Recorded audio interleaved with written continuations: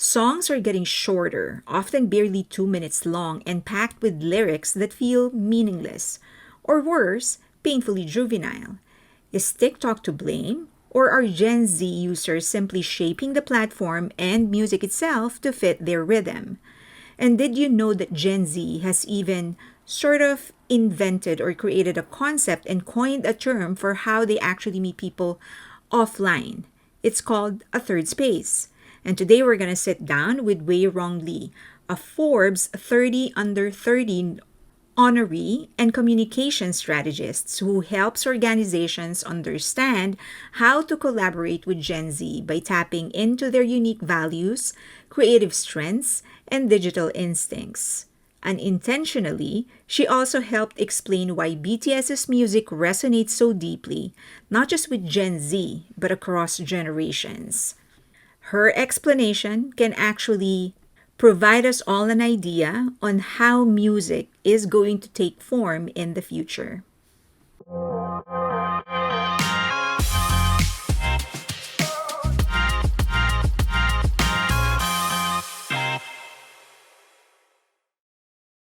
Hi, Wei Rong. Thank you for being with me.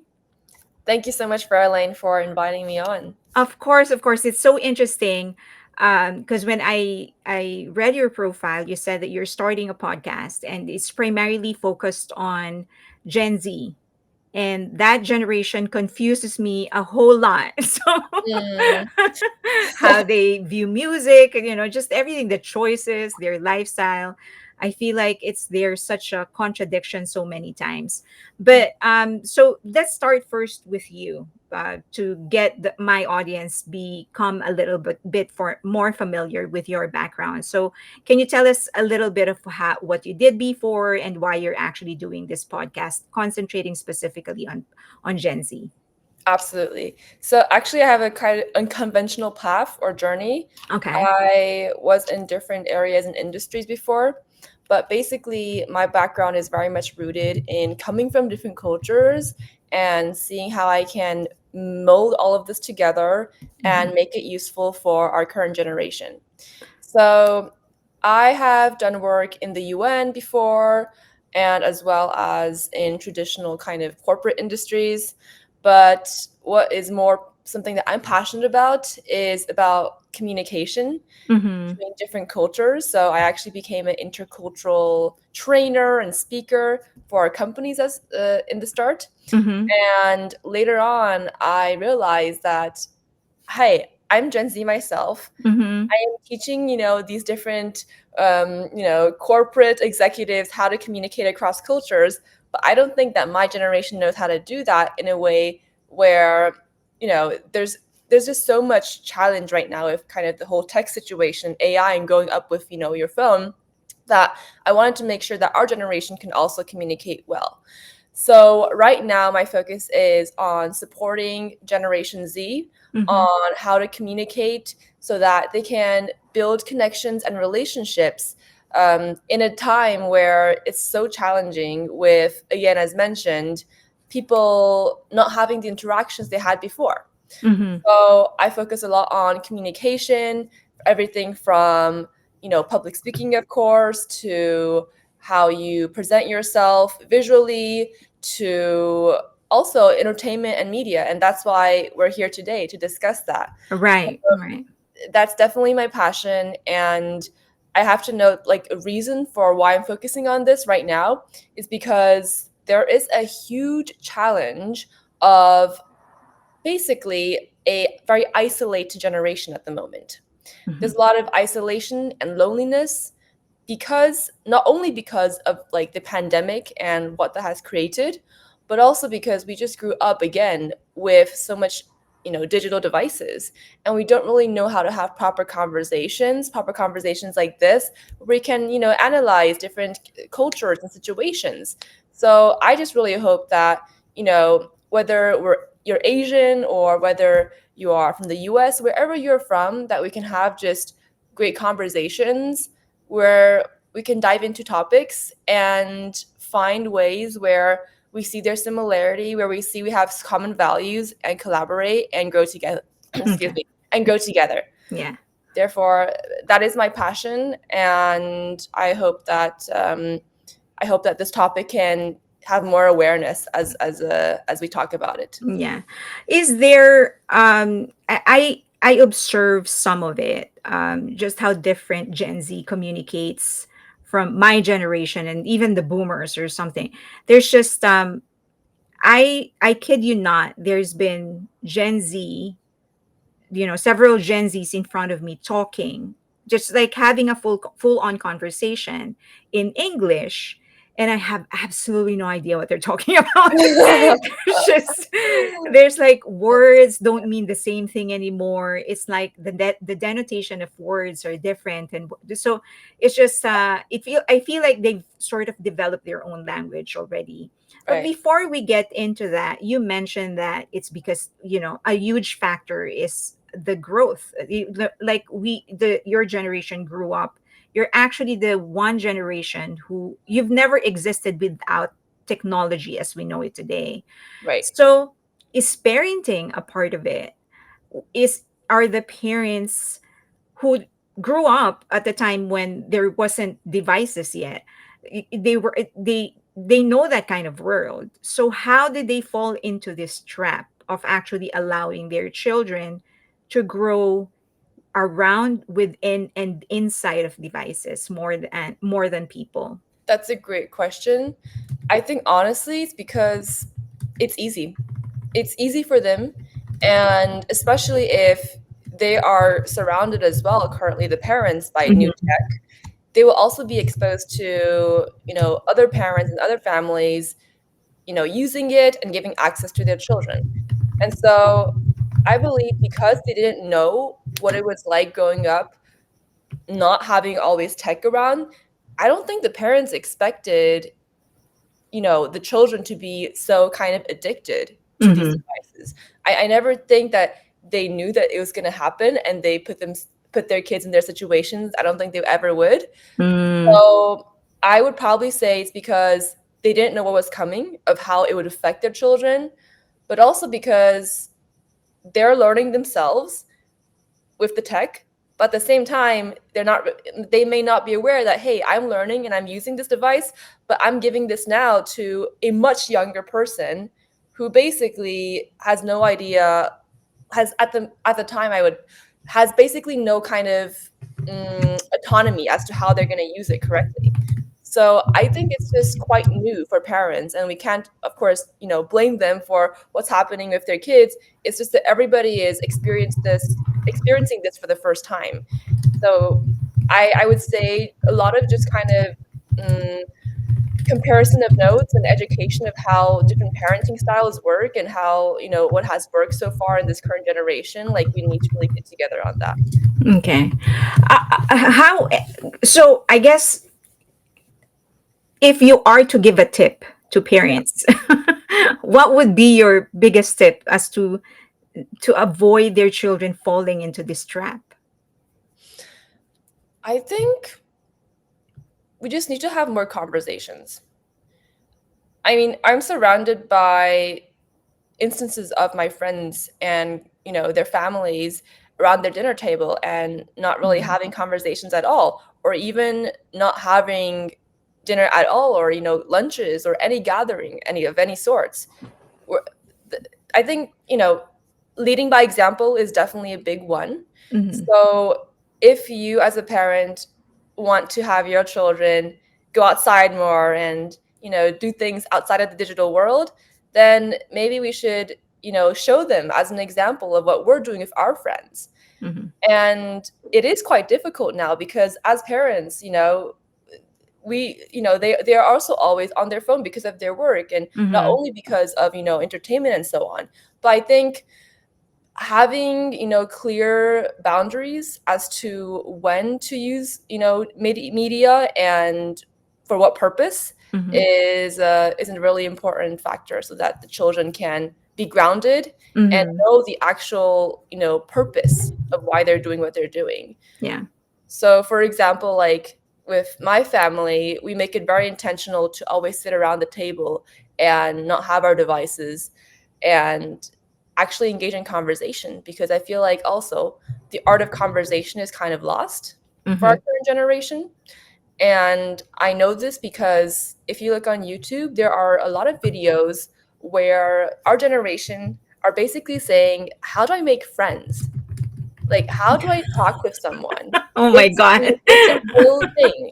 And it's Oh so my sad and gosh. heartbreaking. Yeah. It's unbelievable, Fairlane. So it's so sad and heartbreaking because I see these young people, they're crying and they're literally posting on the internet where, supposedly we say we have a lot of friends on the internet, Yeah. but it's never going to replace actual human interaction and relationships. Oh my God. That's sad. That's very sad. That is sad. Is Yeah. the Gen Z aware though? Or is the Gen Z generation actually aware of what they lack? The communication skills, the relationship skills. You know what? It's kind of a vicious cycle because if all the other people in the Gen Z are doing this, then then they don't feel like it. They're an outlier.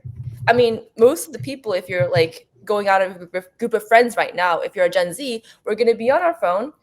We're gonna be scrolling, and then we find Mhm. something funny, and we'll be like, "Hey, look at this!" And we're Yeah. still on our phones. And so it's like it's what we're used to, unfortunately.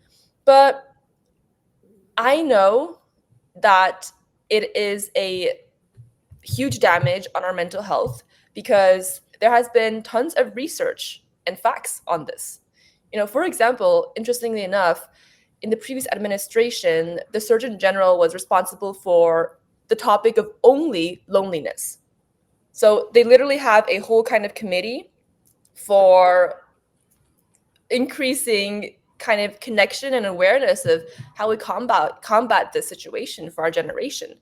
So you know they've mentioned a lot of statistics, but one shocking example is loneliness is worse than smoking 2 packs of cigarettes a day. Oh my gosh. Yeah, yeah. And you would think that we would be more aware of this and there'll be more cultural dialogue, especially for what's like now, Hmm. but there honestly isn't. And so I really hope that pop culture and modern culture also pays attention to what's happening with humans and how we are raising our children. Right. Yeah. Right. Is it possible though? Is it possible that the very concept, because it feels like to a certain degree, where we are measuring them or expecting things from them based on like our own experience or our own definition of things, is it possible that the very concept of communication and relationship, that's actually what's changing for them, that what we know to be relationship isn't relationship for them, and what we know to be communication isn't communicate? Is that possible? Mm. I mean, it's definitely possible, but I would question about the effectiveness of it. So Mm-hmm. I mean, we can call a online, group chat a relationship. And I'm sure, I mean, I know for a fact that a lot of us say that we have friends and we maybe never even met them ever before. Mm-hmm. And we call that our friend. But if there are studies out there that say that without actual human interaction, it causes a severe mental health problem, and I'm assuming that it's probably not enough.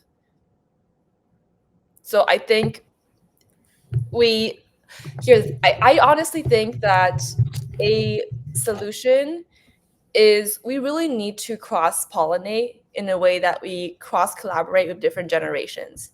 Because you, for example, maybe grew up in a different kind of a situation when you were a child, in terms of, you didn't grow up with devices all the time. But at the same time, you probably had your own, set of challenges. So how can we like communicate about what worked for us and what didn't, and then really do intergenerational collaboration and brainstorm of how we can work together? Because I feel like we're just very isolated as well as a generation. And not only talking about Gen Z, but just different generations are in groups. So why can't we Mm, just work together and come up with mm, solutions? mm, mm.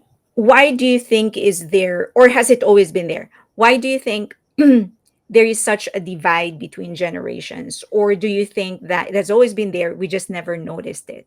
Mm, I think there is a lot of fear of just not understanding how the other generation works. And again, it's just going back to the access. It's just much easier for us to talk with someone our age. I mean, we're surrounded by people our age all the time. And as you also mentioned, we have different vocabulary and we have different ways of communication. And not just saying that, Gen Z has, but as mentioned, every single generation has. And so that is a big part of, you know, solving that and trying to break through that and not putting that as a barrier is, I think, one of the first steps to make sure that we can have proper engagement conversations. But at the same time, we do have a bunch of stereotypes of different generations that I feel like just stops us from even engaging and wanting to have conversations. I think Gen Z is often seen as, lazy, um, sometimes maybe not seen as too casual or disrespectful. There has been like a lot of different, characteristics that have been assigned to Gen Z. But then there's also different characteristics assigned to different, millennials or boomers and etc. But I think is that, okay, we have these, titles, but can we first have that experience ourselves of talking with someone and having that proper sit down before we make assumptions? And it's always easy to make these stereotypes, but at the end of the day, it doesn't really like help anyone. It doesn't help to bring people together, it doesn't help to build connection. And I believe that's something that, we need to look past to be able to connect and work across generations. As a short example, a lot of my friends are actually, so I'm not like a typical example of Gen Z, but a lot of my friends are at least like 8 years older than me. I have like a really close friend, also a mentor who's 80 years old. Mm. And these relationships developed because I also actively took the step to connect with them. I was fascinated by their journey, their experience. I wanted to connect, I wanted to learn, I want to see how I can support as a younger generation perspective. And so we found ways to collaborate. And for this 80-year-old friend that I was talking about, we actually co-lectured at universities about communication, about intercultural dialogue. And so there's so many ways that we can work together and also not see it as, because, mentorship, oftentimes people think, it's a one-way thing, but it actually be two ways as well. Because, I actually asked my mentor, like, why do you like mentoring me, or why do you mentor me? And he's like, well, you know what? I don't feel like I'm mentoring you. Like, I feel like I'm learning every time that I'm talking with you. So that really changed my brain chemistry, because I'm like, wait, this is really about like two of us, not only about one way. And so just finding that with every relationship is very important. Okay, so you actually mentioned something. You said stereotype. By the way, it's so cool that you have 80-year-old friends. I'm very proud of that as well. Okay, so before I ask you, okay, before this question, I might as well ask you now. How do you pursue these friendships and these relationships? How do you pursue having? Is it like, hey, can we have coffee? I just want to have a conversation, or is it an email, an interview? How do you make the first step? Great question. So honestly, it's combining what we have now, which is tech, and with different generations. So I, cold emailed and outreached different experts that I really looked up to, and I also LinkedIn. I sent them LinkedIn as well, and I just said, hey, I really admire your work, and be specific about what exactly, and share also about your background and how it relates to what they're doing, and then say, if you would like, or if you don't mind, I would really love to learn from your experience. So coming at it from a way where you are learning from them, and are humble about, hey, I don't really know much, but I'm really trying to learn and hear about your journey, most people would say yes. And you'll be surprised by the amount of people, but as well as like people that you think, oh my goodness, like I don't think he'll or she'll ever respond to me. But I have the most beautiful relationships and conversations from me actively, you know, messaging these Pursuing. people I didn't know on the internet. So again, the internet can be used to actually build connection, but it's a intentionality of, are you using it to stay on there, or are you using it to kind of can get off and connect in real Right, life? right, right, right. Okay. Okay, next is you mentioned stereotype. And this is something that I've always struggled because people keep on telling me, like, let go of the stereotypes, let go of the stereotype. And sometimes I feel like, is it really totally useless? Or does it somehow, at some, not maybe not always, but sometimes it could guide us in actually making the right decision, forming, like, just knowing how to approach people, having some initial guidance. Is it really that useless, or is the conversation more about willingness to shed the stereotype rather than totally ignoring it from the get-go? Mm. So actually, before answering that, I would love to jump into why I believe we even have stereotypes in the first place. And I think it has to do very much with how the human brain works, which is we we need labels on everything. We need to identify, first have the basics of, what are they interested in, what kind of conversations can I have. It just gives us as humans like safety and security as to how we can approach someone, something. And with that being, after having these labels on there, I think it's a way for us to kind of sense how we can go into the conversation and how what kind of culture or history they grew up in, but not to actually, of course, define them. And so I think the trap that a lot of us go into is that we kind of just have these stereotypes as like set in stone already for whoever it Mm, is and wherever they're from. And so that is where like the path goes wrong, because we go into these conversations already thinking that we know them when we do not at all, and we mhm, don't ask the questions because we're like, oh, we already know like how they're like, so like I'm not curious.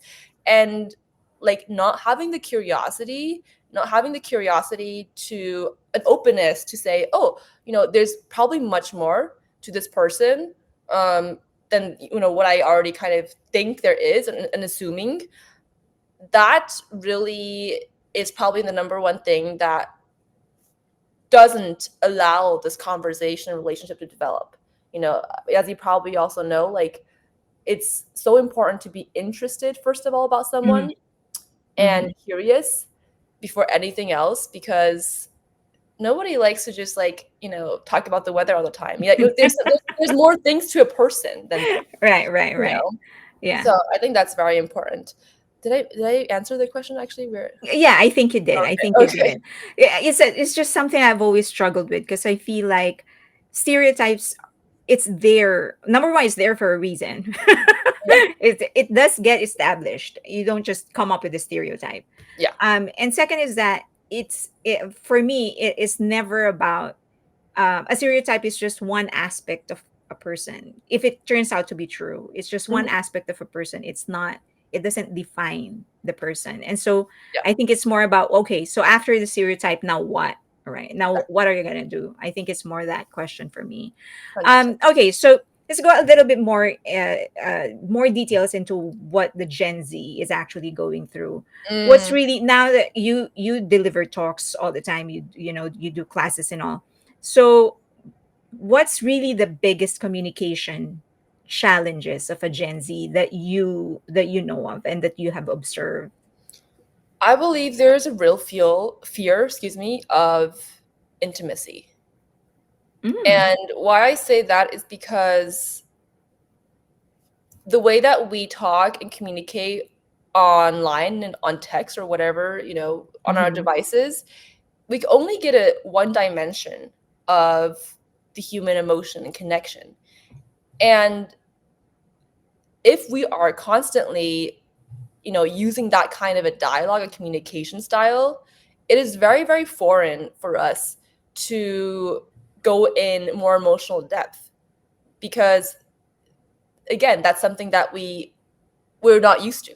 And so Mm-hmm. when we're sitting in front of a person and we talk about it's very difficult when you sit in front of a person to talk about, even have small talk, because we are not used to being in positions where we understand that that's actually the precursor for more, in-depth conversation. Online is very different because you can basically reply to whatever, post comment or thing at whatever time. You don't need to have a proper intro, middle, and end. And so I think, Mm-mm. and I believe, and I've seen that our generation has a real difficulty of engaging in conversations where it could lead to, some kind of like more emotional depth, Mm. because of like also how we approach it and how we can structure that, because we don't have that same dynamic online. Because it's like I guess a cliff note version is that's basically how the communication works. You Exactly. come in, you see a certain snippet, and you just respond to that. You don't need to understand the context of something. Exactly. Exactly. Ah, Yeah. got it. Yeah, yeah, yeah, yeah. Yeah. I think I agree. Yeah, I Yeah. think most of the, and also because maybe that I was actually, so maybe another aspect of it, and I don't know, this is me speculating, maybe you can confirm or deny this, but like one of the things that I observed is that when they are a lot more held back in person, w- Gen Z, Hmm. because, and I realize it's because when they are online, they don't have to fear rejection. They don't have to fear being wrong because nobody knows them anyway. Mm, So they mm, can say whatever it is that they want to say, be wrong, who cares? Nobody knows who I mm, am. But in mm, person, you really risk that. You risk being ignored, you risk not being important, you risk being mm, wrong. And so the tendency is to hold back. And so sometimes I feel like, and even my nieces and my nephews, and if I would observe them like, you're not like this mm, in a family affair. Well, you're not like mm, this. So mm, what happened? mm. No, So you're so right. You're very right. And a way that I see that is because, as you said, we can hide behind our screens. We can right. even create a whole identity and persona Yeah. that is totally different. And so I think, people who, our generation who are online right now, we also, it's actually very hard for us. What I'm trying to say is, like, it's very hard to grow up just having tech all around us. Like, I think that, a thing is, we also, I'm not saying that there isn't, Hmm. but there definitely should be a lot more conversation, but as well as conversations where we include empathy of how we grew up, because it's not easy. Mm. Hmm. Um, Imagine, like, from a very, like, literally the moment you're born, I'm, depending on when they get the devices, but now it's very early, I know that. Hmm. You can construct a, social media, Instagram, TikTok, whatever profile, and what do we usually see on there? It's usually like our best moments. It's like the highlight reels. And Mm. so when you have that, you know ability to always show like the best sides of yourself and Hmm. show things as picture perfect, there's such a big difference between reality, and it can be challenging to deal with. So I think, because of this, and because of how social media has been used so far, and all the, the perfect lifestyle that we see on there, and our ability to construct those, it is indeed very hard when we have in-person conversations to say, like, oh, this is not close to reality at all. Yeah, yeah. So, for sure. Yeah, yeah. Yeah, I get that. I understand that. During conversations like this, the tendency is to criticize rather than empathize. So Mm, so maybe there needs to be more empathy, more explanation, and more listening. Yeah, yeah. yeah. Okay, since you've mentioned highlight reels and social media, a huge chunk of my audience is really interested in pop culture. Right. And one of the things, and they're very much into movies and music, and one of the things that we constantly discuss is the future of art in the hands of Gen Z and the incoming Gen Alpha, I think is what they're going to be calling this Yeah. incoming generation. So, how do you think? First, let's take it in steps. How do you think social media, TikTok, and all the incoming and all the cultural nuances that it brought to this generation, how do you think that actually affected their view of art and their concept of celebrity? I think modern social media has actually at the same time allowed a lot of different artists from different platforms, different cultures Mm-hmm. to get together and create collaborations that have been very unexpected. Mm-hmm. For example, I mean, this is more fashion, but for example, Yasoi Kusama, I believe that's how you pronounce her name. Mm-hmm. She, is a Japanese artist and, has a lot of conceptual art. And usually fine art is a bit different and in separate lanes than fashion.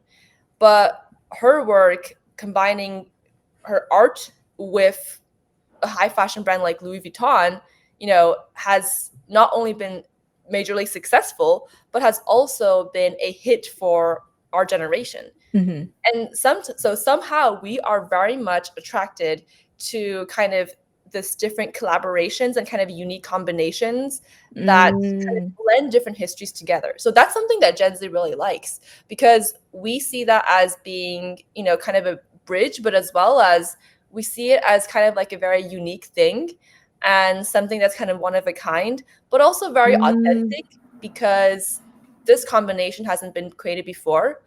So authentic, why I want to touch upon this is because I think for Gen Z, at least in our community, we always say that authenticity is like one of the most important things. um, and think ways that you can see that is because there's literally also videos of people like young generation like crying online and just sharing also like their difficulties, and that's something that actually is really interesting because when I mentioned before, it's a picture perfect lifestyle that they show, we are realizing that it's not the reality as well. Mm-hmm. And we realize that we need more connection. And so we are trying to kind of artificially manufacture that through social media. Mm-hmm. One example was Yasui Kusama and how she is combining, uh, different, industries with her work and how that has actually been very well received by our generation. Okay, that kind of explains it because one of the things that I've observed about music nowadays is that there's so many singers collaborating Yeah. on a track, Yeah. and it used to be Beatles is just the Beatles in their song. I can't even recall if I know of a song of the Beatles where they actually in their them as a group where they Mm. collaborated with somebody, and same thing with with other greats. Um, like Elvis, other than rock bands.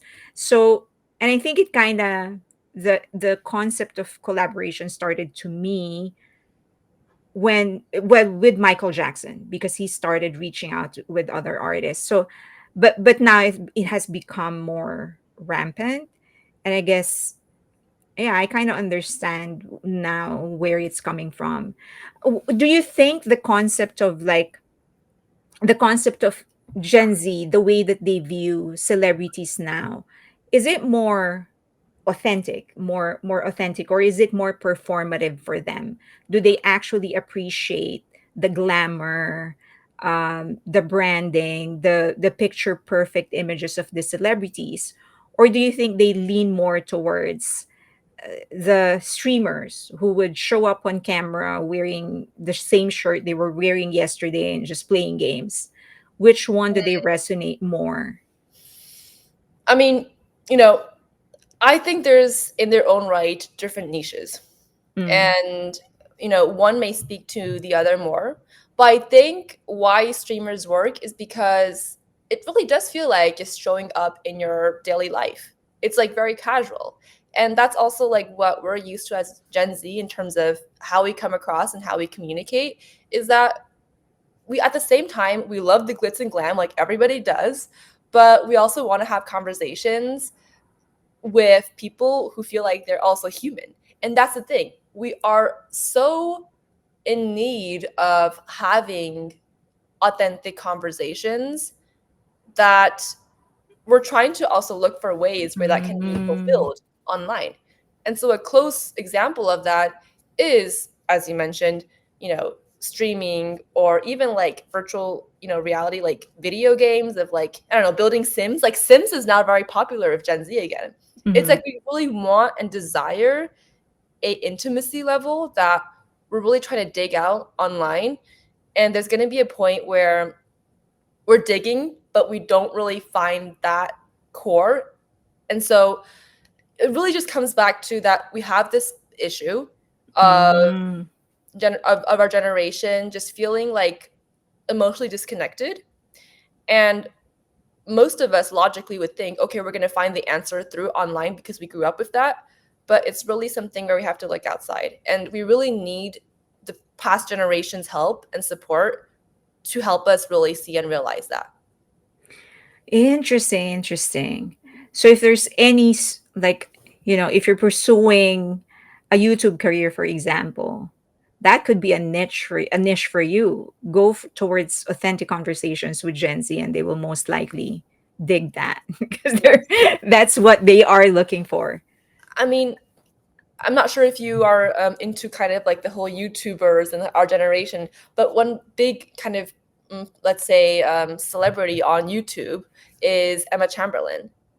So Yeah. Emma Chamberlain, I mean, the reason she's so like insanely popular and how she rose up, to become one of the biggest YouTubers now, is because she's like, she's literally like herself in a way where she gets up and with no makeup, a hoodie, and then like very like raw footage of her just doing like a like holding up her camera like she's doing a selfie, and then recording about how her day went.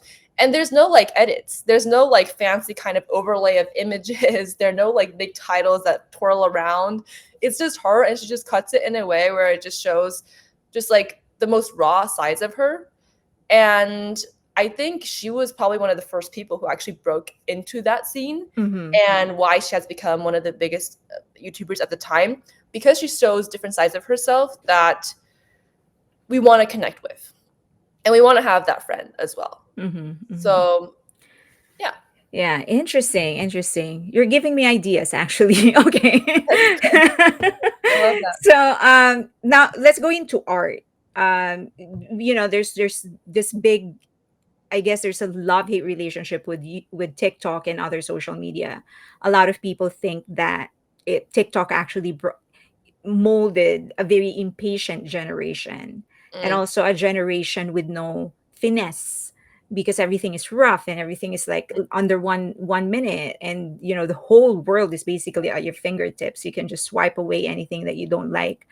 mm. Now, in relation to art, do you think that has essentially redefined art for Gen Z? Do you think that the days of galleries and paintings and a 2-hour movie where you actually go to an actual cinema to watch, is that gone? And this generation is just, you have just a different concept of art altogether. Mm. I think that was very much true pre-pandemic, is that we realized that we don't need to experience art in person, and it was just much easier for us at the same time. Mm-hmm. But now, since I'm still in the pandemic, but basically post pandemic, more like recently, Mm-hmm. um I've seen a lot of surge of my friends like saying, "Hey, let's go to the gallery." Like that's literally like our get together, or let's go see a movie. And so we're really going back to like maybe nostalgia of what it might have felt like in for us in the past to Mm. engage in real life experiences, because we had such a lack of that before the pandemic, but also during the pandemic, where we realized that we were super isolated then. that literally gave us the core of like what isolation feels like.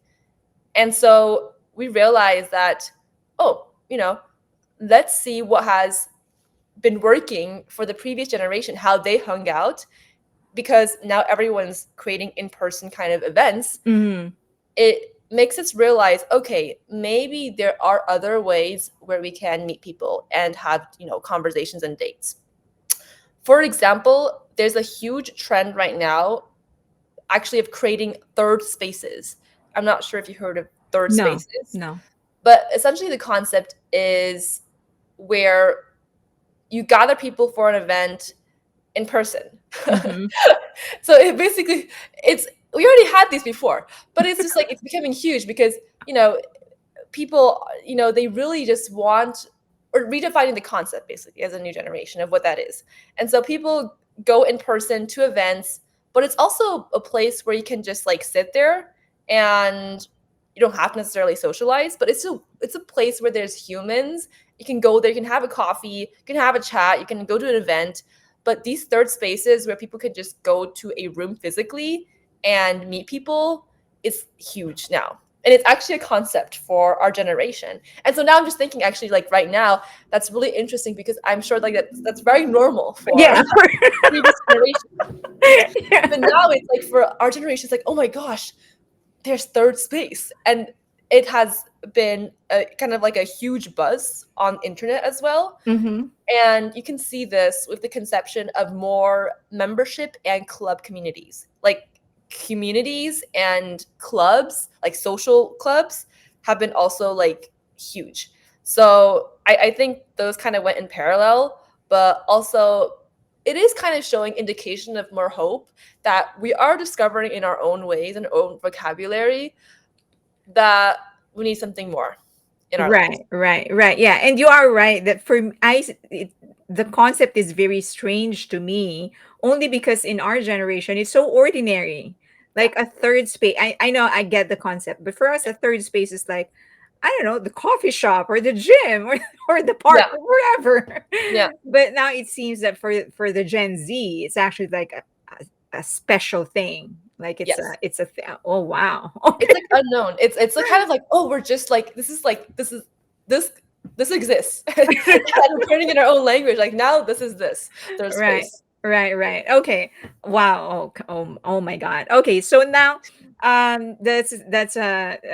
yeah. There's a lot of ideas in my head. Okay. So, um, but in terms of patience, is it true? Because like I hear this a lot that the Gen Zers are just impatient in so many levels, and it's not just about patience in watching a video, but patience on people because you don't develop that skill anymore, Mm, right? When you're holding your phone and you don't like it in the first 3 seconds, swipe it away. If you are mm, following a YouTuber, that YouTuber says something that you don't like, unsubscribe. That's so easy. mm. So, is that prevalent as well among Gen Zers in their relationships? And also, how is that going to change art in general? If I can make a 2-hour movie where you will have to sit down in a movie theater to watch it, see the beginning, the middle, and the end, what is going to come? What will art become in the hands of Gen Z? Yeah. I mean, first and foremost, I believe that I also am just going back to what I mentioned before, empathy. I think we need to also give our generation a bit more grace. Why I say that is because if you constantly are interacting with content or people online where you can get like the answer like that, Mm-hmm. I mean, you're trained that you can get anything like that. And Mm-hmm. it's just a pattern of how humans, process information.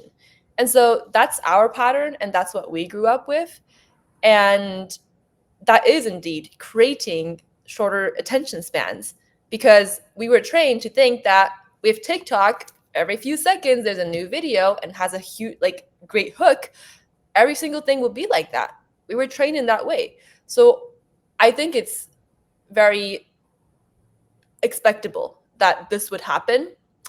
Um, What was your question following that? Excuse me. Oh, How is that going to dictate, how will that shape art in right. general? For example, for movies, so is the 2 hour movie gone where people will actually come to theaters to watch, or are songs just supposed to be 2 minute long nowadays with Mm, simple lyrics and no meaning?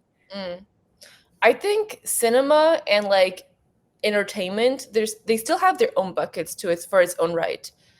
For social media, even though we do see almost like cinematic productions now, less here in the US, but I see it in Asia where they literally create 3 minute cinematic videos that, are incredibly created and, produced. I think that there is going to be an increase of having more snappy content online. That's just going Mhm. to increase more and more just because of how things are changing and developing every single day online. And we're just expecting that. And that is the reality. So a 3 minute video is going to seem like it's an hour for us online.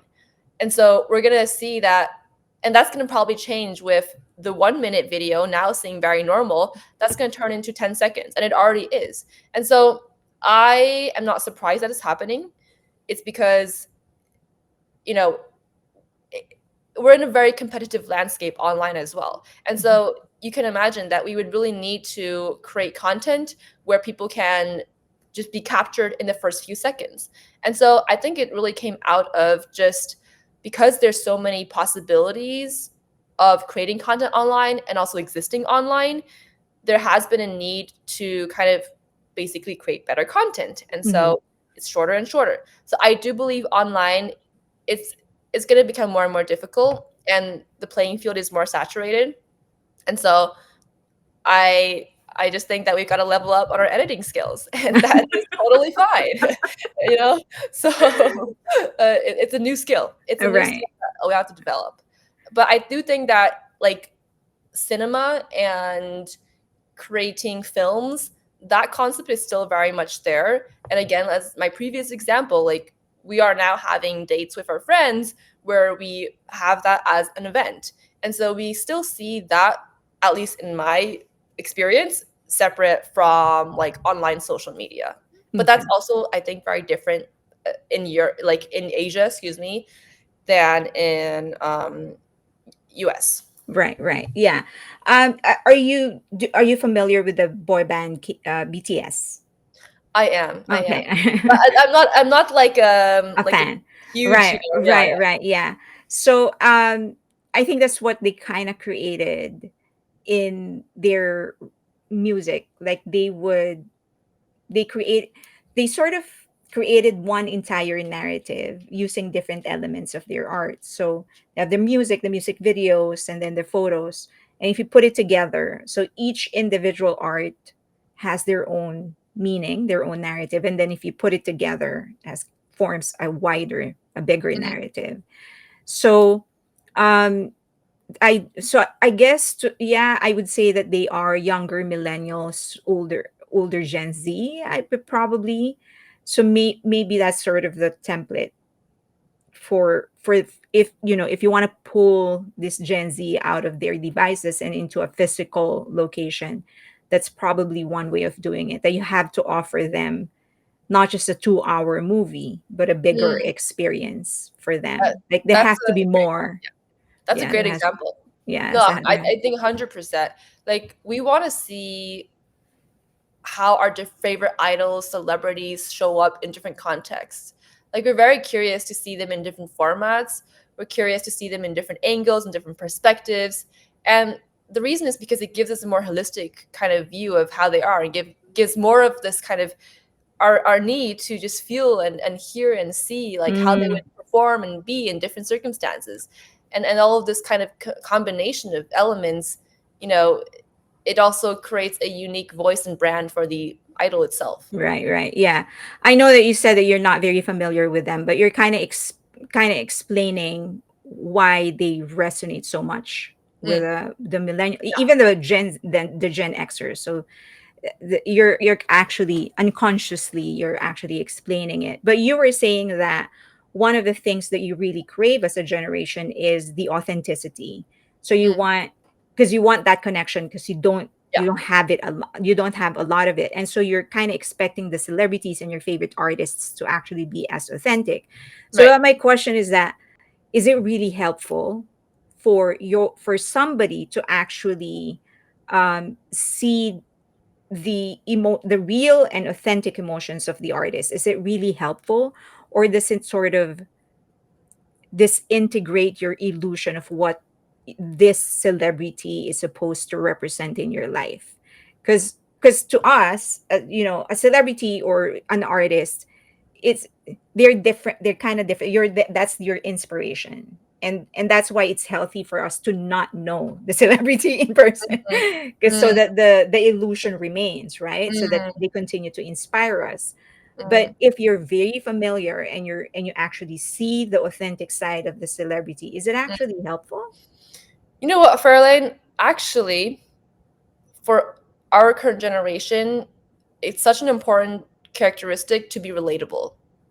And so, even if you are a pop icon or a celebrity, we want to see pieces where you show that you're kind of a human being as well. Mm-hmm.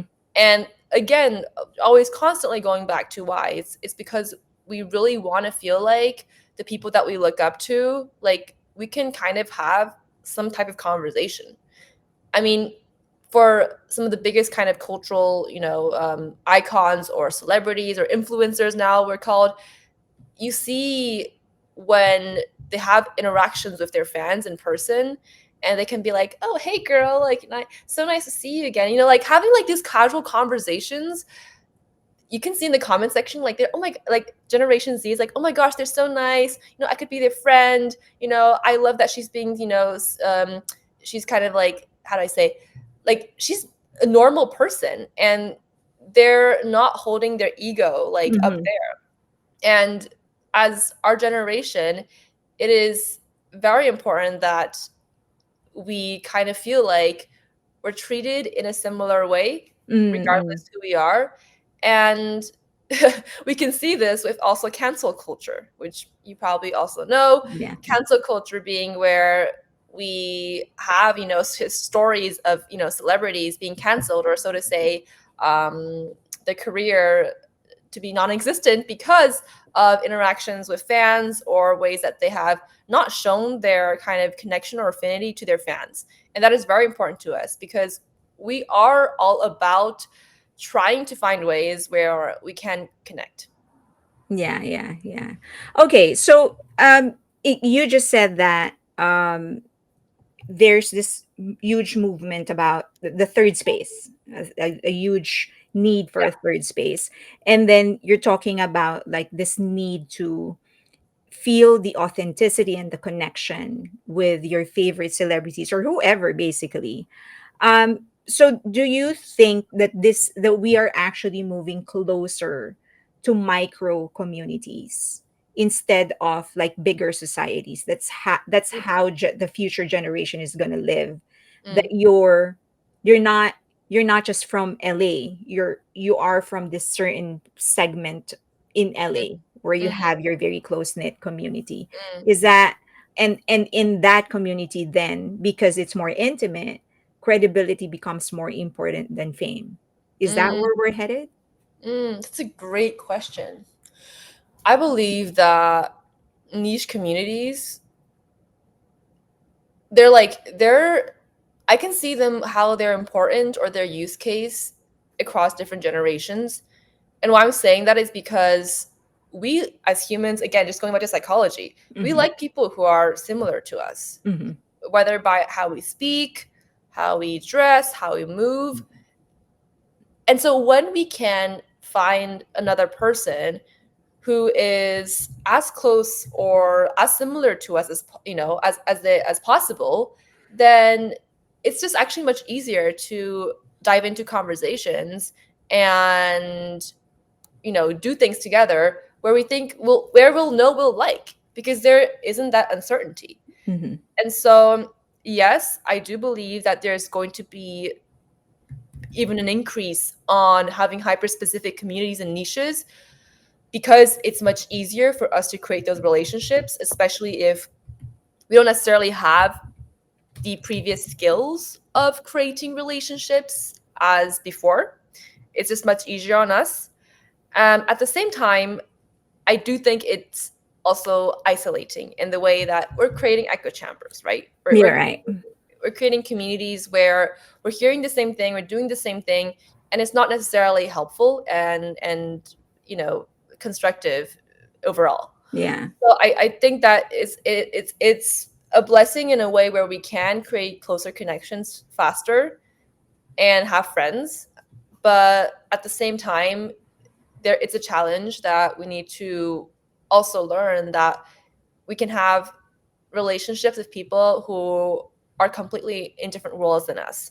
And so now I'm in New York, and I think about New York, what's so special among other things that uh, you know we're aware of is that it's a norm to really be different. It's a norm to just meet someone in a coffee shop and engage in conversation, maybe like even catch up later on. It's just very normal to have these differences. And so here where I am, it's very celebrated. But I know in different communities in different countries around the world, it's not.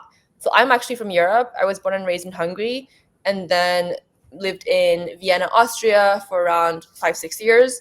And I know that's completely different there. It's all about kind of, how do I say, assimilation in terms of kind of having to, unfortunately, delete certain aspects of your culture in order for you to Mm, have friends and find friends and be accepted, yeah. even if you were born there. So it's a very different concept, depending on geographically where you are. Um, did I answer your full question? Yeah, you did. So you just said that you mentioned cancel culture and you mentioned echo chambers. Are is the Gen Z aware of it that you are in an echo chamber, that cancel culture is an illusion or a made up concept? Are you aware of all of those things? Or Cancel culture for sure, because we actually comment like, "Oh my gosh, this person's gonna be canceled," or like we very much are aware of that, and we based on also how like the icon celebrity, how their behavior is towards fans or certain situations, we will comment like, "Oh my gosh, this person, they better watch out because you're gonna be canceled by us." Like Mhm. there literally is that's in the comment section. Lives in the Yeah, comment sections. yeah. Um, in terms of the second part was Yeah, like, are you aware that you are in an echo chamber and that you guys actually chase it? mm, Right? I think that, yeah, in a way, as you say, we find pride in it because in a time where there's so many different voices, it's really cool for us at the same time to be very like unique in a way and kind of just Mhm, have our own kind of thing going on, and that is seen mhm, as very, very cool. And so for us, it creates a sense of, you know I'm very like different than you, and that's celebrated, especially among Gen Z, and it creates kind of belonging. But in terms of if we are aware of it or not, I think we are, but we really like it. But at the same time, we mm, don't know the immense benefits that much of what happens if we connect with other communities as well. Like mm. I think there needs to be like a real awareness and breakdown of that, and just more role models who are also going into different lanes, or even celebrities, icons are talking about that, of doing that. Right, right. Okay. Yeah, well, I just hope that I just hope that there is some effort to actually seek out the other side. But I do get that. Yeah, do we go back to the empathy that we need to understand where you guys are coming from and how you guys grew up. And so if we want to influence change, we need to start from where you started instead of just imposing what we know to be right or what works for us. Okay, so We're coming up on time, so just have a couple more questions. Yeah. In your podcast, Connected with Way Wrongly, you highlight a lot of the change makers, how they redefine success. Do you see any kind of pattern in Gen Z on how they approach ambition, how they define success, how they define impact and meaning in their life? Is there a huge difference between how we define it, the past generations, to how the Gen Zers are actually defining it? A great example is, for my parents, for them, it's like also classical Asian parents, which is, success is being a doctor, being a lawyer, Right. or at least having a partner who is. Yeah. And so, but for me to go in a very different field, it definitely took like me showing up and showing evidence of how like this has succeeded and how it can, benefit my career. Mhm. Um, at the same time, with sorry, I don't know why I'm my train of thought. Um, can you put out the question again, please?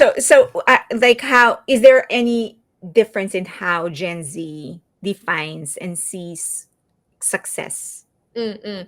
and Right, impact and meaning in their right. lives? Sorry, yeah. So in short, yes, it's the difference is that we have different kind of labels and values attributed to what success was in our previous generation. As Mhm. mentioned, our parents, you know, defined the ultimate success of us reaching a career path, in the traditional, white collar, being doctor, being a lawyer, etc.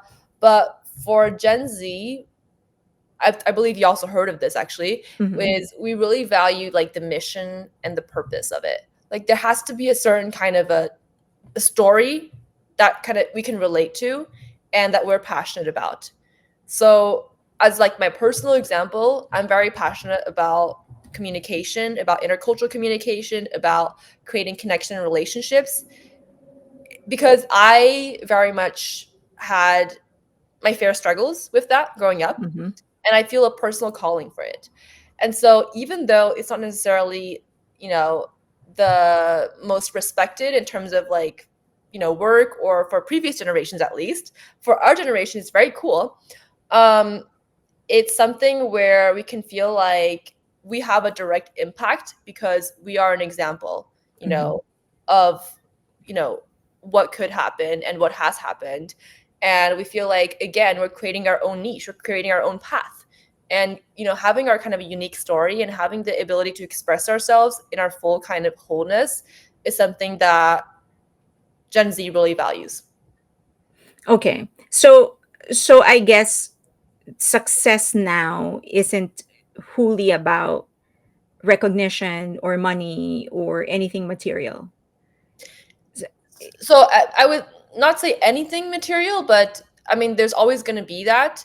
But I think the main reason or purpose of Gen Z, where they find the most fulfilling careers and what Mhm. they see as the ultimate, is when they can combine like the Ikigai chart. I'm not sure if you heard of this. Yes. What they're good at.